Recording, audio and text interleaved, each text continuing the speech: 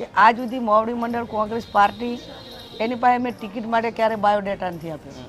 પછી તાલુકા પંચાયતની ચૂંટણીઓ 3 લડી, જિલ્લા પંચાયત લડી, 4 વિધાનસભા લડી, લોકસભા લડી.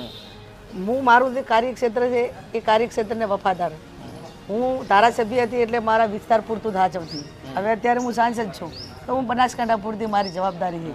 અને પાર્ટી ક્યાંય સંગઠનમાં કે ગમે એમાં કોઈ જગ્યાએ મૂકે અને મને મારે મતદારો અને આની લોકાલિટી અને આની સિસ્ટમ પ્રમાણે જો ટાઈમ બચત હશે તો હું પ્રયત્ન કરીશ.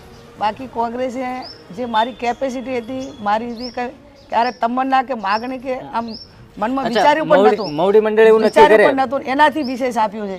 અને આપ્યું છે એટલે હું એમ કહું કે આ દેશનો એક રોયલ પરિવાર, ગાંધી પરિવાર, એ પ્રિયંકા ગાંધી એમ કે આપણા એક ખવા થપેડાઈને એને શાબાશી આપીને કે ભાઈ હું મારી બેનને જીતાડવા માટે આવી છું.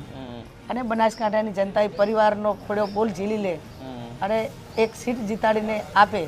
અને પરિવાર એક દેશને સમર્પિત હોય એ પરિવારના સંપર્કમાં પરિવારના આશીર્વાદ એનાથી બીજું આખું બધું જ આવી ગયું. એ તો તમારી ભાવના સમજી ગયો, પણ કોંગ્રેસ એવું કે આ તો મેં હજી કહું છું બહુ વહેલી વાત છે. કહેતોય નહીં મુખ્યમંત્રી નથી બન્યું. ક્યારે મુખ્યમંત્રી પણ કેમ? આ તો સારું. આનંદીબેન હતા, એક મહિલા પ્રતિનિધિત્વ કરે તો એમાં શું? ક્યારે નહીં. એટલા માટે હું કહું છું કે કોઈ મુખ્યમંત્રી બનાવી દીધો એટલે કોઈ મારો વિચાર ચાલે તો બધા બનાવી દે. નહીં કદાચ કોંગ્રેસ અને મુખ્યમંત્રી બનવું એ કોઈ પાર્ટીનો નિર્ણય ના હોય. અને ધારાસભ્યો ચૂંટાય અને ધારાસભ્યોના અભિપ્રાય હજી 100 સીટો કોંગ્રેસ જીતે અને બધા ધારાસભ્યો છું કે કોણ નિર્ણય. હું સંસદ છું, હજી 2027માં ચૂંટણી લડવાની છું, મતલબ લડાવશે કેમ એ સવાલ છે.